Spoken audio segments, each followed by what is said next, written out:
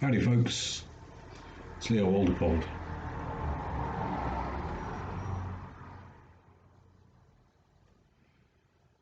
So first thing you'll notice, since I've been bringing you videos from inside my apartment recently, for one reason or another, I've rearranged the room a little bit. So I've moved my desk over here by the window, so that while I'm working at it or whatever, I've actually got some fresh air since spring is here, finally, and it's great, and I can hear the bird song. That's wonderful. But I haven't been doing any videos while I've been out and about recently, so I apologise for that because I know that as a viewer, it's always nice um, to sort of be with somebody on a journey, a trip, a walk around the woods, whatever it happens to be. And that kind of makes the content a lot more interesting. And I also am very aware that I don't have the kind of voice that um, good friends of mine in the YTPC have, which is one which you can just sort of put on in the background and listen to quietly while you go about your daily business.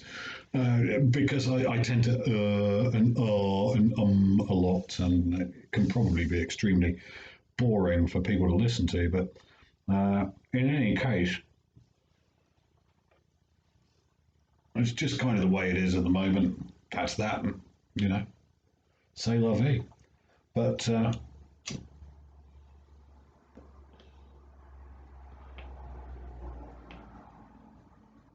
I'm smoking in a Peterson Harp Canadian silver band. Beautiful, beautiful pipe this. Really love it. I'm just getting down to the end of the bowl though, so. But I'm smoking some Germain's Medium Flake. Fantastic tobacco that rather unfortunately, and fairly typically of Germain's, supply issues being what they are for them, everywhere in Britain is out of stock at the moment. And that's usually something only our American friends experience with Germain's, or Esoterica as it's predominantly sold as over there. It doesn't usually occur that here in the UK you can't get the stuff. Usually you can always pick it up at reputable online tobacconists. But I went to buy myself a 500-gram bag the other day and nowhere had any, which was tragic. Hashtag first world problems. And I have packed this awfully. Been struggling with this bowl for a while. I'm just down to the last of it and I've still packed it too tight. Anyway, I've been out today.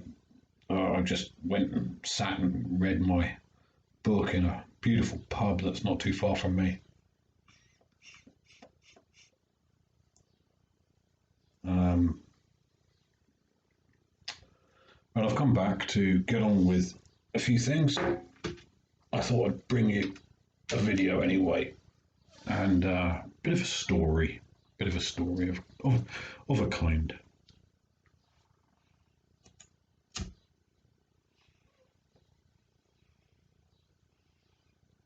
Well, I was thinking about it because, well, going back to the book that I'm reading at the moment, which I think I've already mentioned in the previous video, it's that one.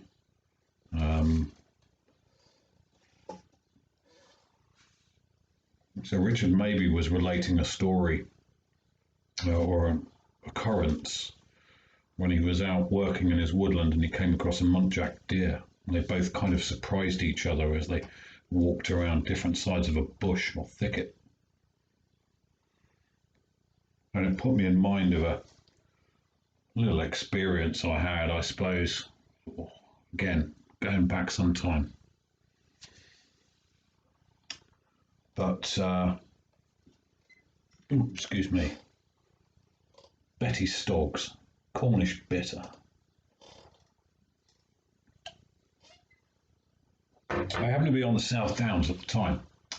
I was living with a group of travellers, living in a bus, big old bus, looking after it for a friend of mine while I think he was away doing seasonal work elsewhere or something like that. Anyway, I didn't usually, when I was living out on the road, and God knows I will get back to it again because this settled lifestyle doesn't really suit me very much. But I've always been very much of a loner. I don't really like to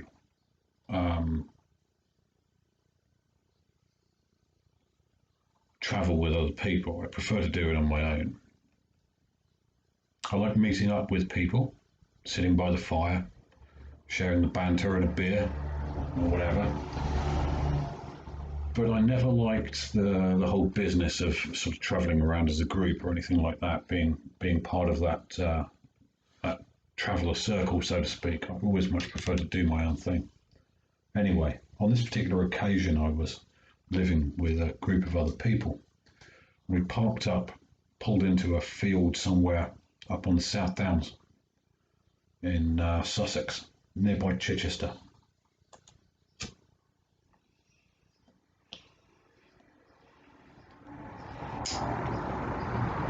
And it was just across the road from a forestry plantation. And at the time, I was working on a local estate, doing some forestry work. And I got all of the lads who were on site, work on chainsaws, doing forestry work with me. So they were all chuffed. Well, one particular day I thought I'd go for a bit of a wander out into the woods on the other side of the road from where we were parked up. And came across a deer trail. And the reason I relate this story now is because in the last video I mentioned a mushroom trip that I went on. And the kind of, I suppose the kind of hyper-awareness that you have when with the natural world, in the natural world, when you're sort of dabbling in that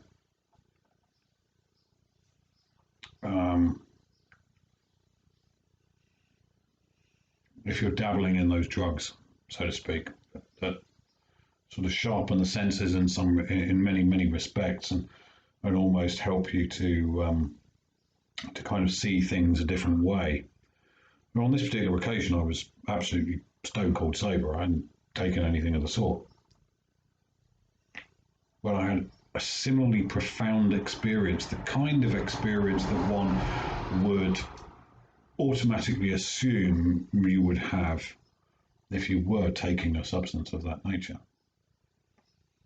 But I'd wandered over off into the woods and I'd come across a deer trail. And I thought, just as a bit of an experiment, I thought I'd try and get myself into that deer's world. And of course, the first thing that one would do would be to get down on all fours and to then sort of try and survey the land from the deer's eye point of view. And we're talking roe deer here. We're not talking what you folks in the States have, which are whitetail, I believe. Or we're not talking fallow or red deer, which we have over here in the UK that are much taller. A roe deer is about the size of an Alsatian dog, a bit bigger, but a big dog size. So when you're down on all fours as a human being, a 6'2" human being as I am, you're probably not far off the eye level of where the deer are. And the reason I did that was because you could see the run through the grasses and the trails. You could see the height that the deer had worn through the vegetation. So it was perfectly natural, really, in a way, to get down onto all fours, get down to that height, kind of then focus in on how the world appears to that particular animal. So that's what I did. And I decided I'd go through all of the senses while I did it. So maybe for about 20 minutes, something like that, I'm down on all fours and I'm focusing on what I can see with my eyes. So I'm looking at the level of the land, the vegetation, what you can see sort of from that height. And bearing in mind my eyes being a predator, forward facing, not on the sides as they are on a prey species like a deer.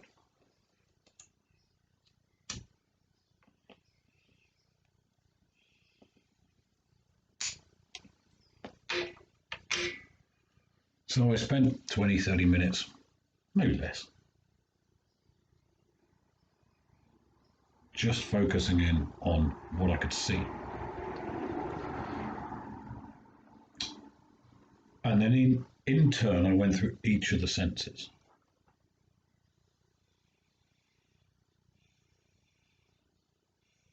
So next was hearing.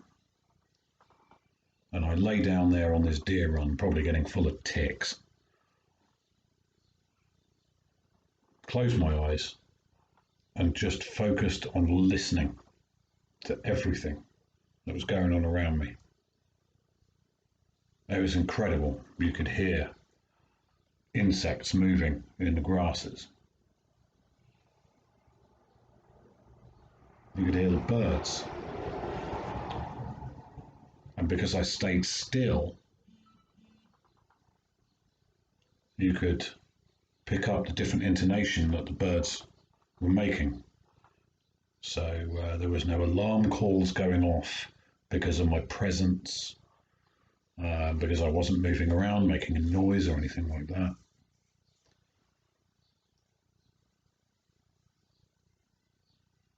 And I was just focused entirely upon the soundscape that was going on around me in the woods at that time.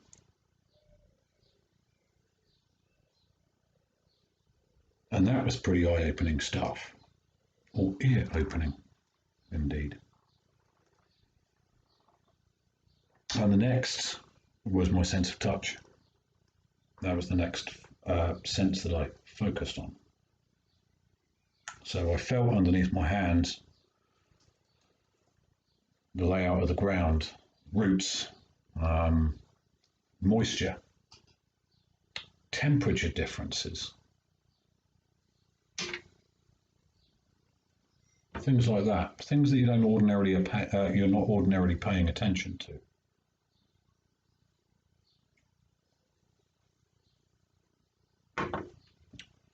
Feeling the warmth or the coolness coming up through the palms of my hands on the ground. And also feeling movement in the vegetation. It's weird. It's really, really weird. It's kind of like the way that certain animals, and I'm thinking of tarantulas actually, because tarantulas are covered in hairs, which are called setae, and they pick up vibrations. It's how they hunt so effectively. They pick up minute variations in movements in the air.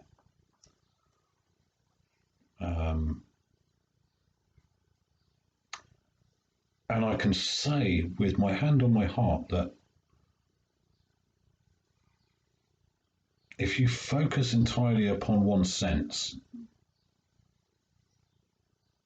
it becomes heightened to a level that is as comparable as could be made, being a human being, to having that same sort of sense. That in this particular case, the sense of touch. You can feel vibrations, you can feel air currents, you can feel changes in the environment around you just through your skin, which is incredible, incredible. So anyway, the next sense then was smell. Now, I fortunately have always been blessed with a very good sense of smell. I remember one time while I was working in an office for the Forestry Commission a few years ago, a friend of mine, one of my colleagues, came into the office, and we shared a room, about 5 of us or something like that. And I went, have you been de-fleeing your cat? And she looked absolutely shocked, because all she'd done that morning before coming to work, was put a flea collar on her cat. And if you own a dog or a cat and you put a flea collar on them, or you use the spray, it's a very distinct smell. I can't remember what the name of the chemical is, so forgive me. It's a very distinct smell. Well, I picked up on it anyway, immediately. She was absolutely shocked that I could smell this flea collar that she'd put on her cat an hour or two before. But anyway, so there I am lying in the grass on this deer trail, focusing on the sense of smell. And again,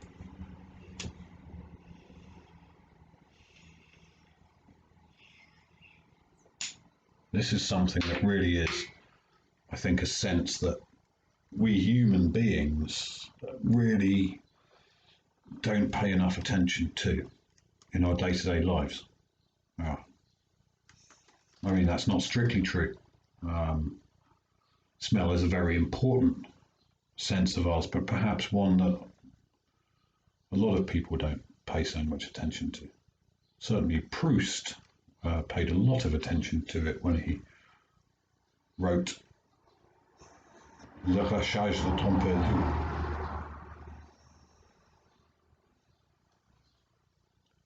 In my appalling French.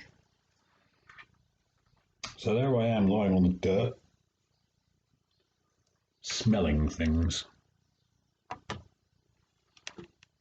And I could smell the foxes and the badgers.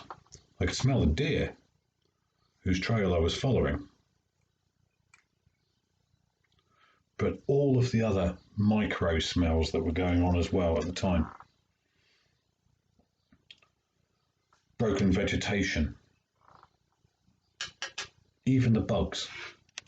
Stink bugs, for example. You call them stink bugs, we call them shield bugs over here, mostly. But they're quite prolific in long grass and things like that. You can smell them. You can smell them. You can smell the ants. You can smell the formic acid that the ants emit. And ants, for example, if they're out foraging, they will leave a scent trail. Now, I'm not suggesting that I'm smelling the scent trail of an ant. What I am saying, however, is that our human senses are such, they're still as such, that things like that, things like formic acid emitted by ants, or whatever the chemical it is that shield bugs or stink bugs emit, we can smell, we can be aware of if we just stop and focus on it. So, I mean, I hate to think what I must have looked like to anyone who happened to have wandered by to observe me at that time, lying on the ground with my hands over my eyes or over my ears, whatever it happens to be.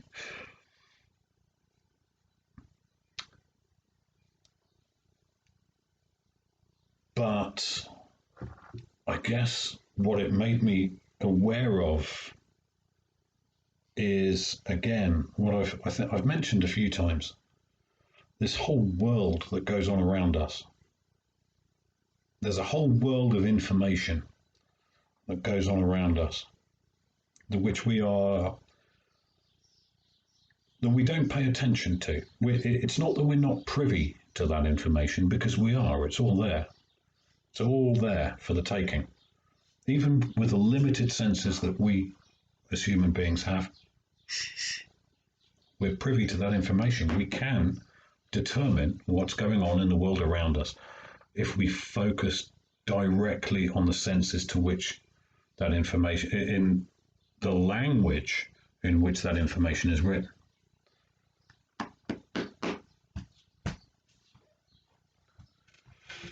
So obviously, yeah, most people think of dogs.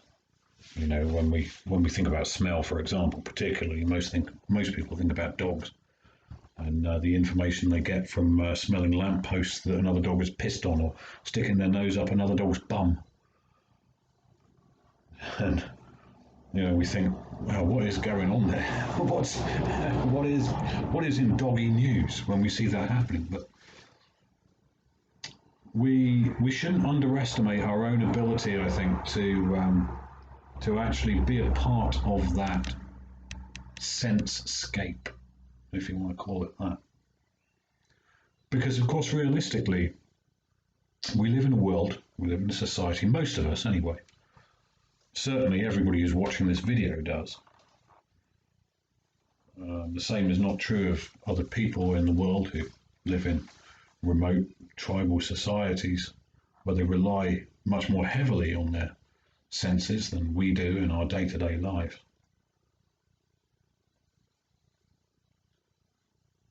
But there is a world going on out there which we have removed ourselves from.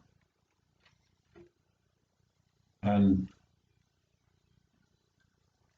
one of the things that's often struck me while I've been out and about in the world, either out in the Amazon forests, living with a forest-dependent community over there, or out in Papua New Guinea, with people who are not living in the same kind of circumstances as some of the people in South America, certainly not in the part of Papua New Guinea that I went anyway.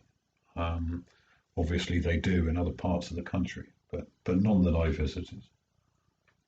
But one of the things that struck me was their awareness of the world around them. If there was a tree kangaroo or an animal in a tree, a bird, something like that, they would know it, they would see it, they would smell it, they would sense it long before I had any idea that it was there. And you just kind of look at these people who live in that environment, live in that world, and you think, God, that's incredible. That the senses are so heightened and so finely tuned that they can be aware of what's going on with, in a bush or a tree or whatever. And I remember just being bowled over by this, amazed by it. And I'm sort of typically clumsy, sort of ham-fisted, white European Westerner, completely ignorant of such things. Was just astounded by these people's ability to just spot a prey animal or whatever it happened to be, a threat perhaps. So yeah. Excuse me. You alright there, baby Peanut? My cat's coming to say hello again. Never likes to leave me very long, do you, darling?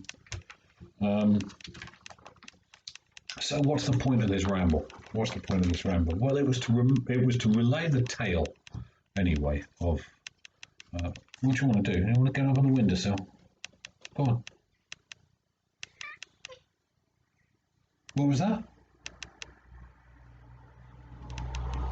Go on up. That's it.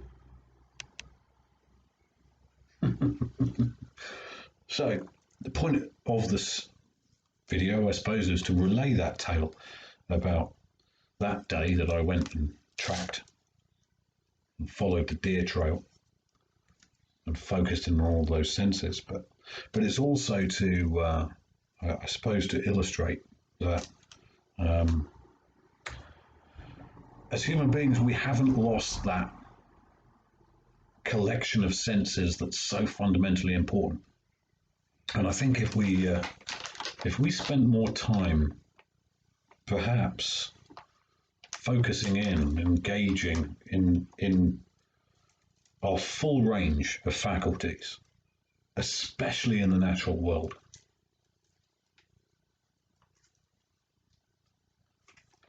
then our lives, I think, would probably be enormously richer for it. And perhaps even we might be able to have a little bit more empathy and understanding for the world in which we live.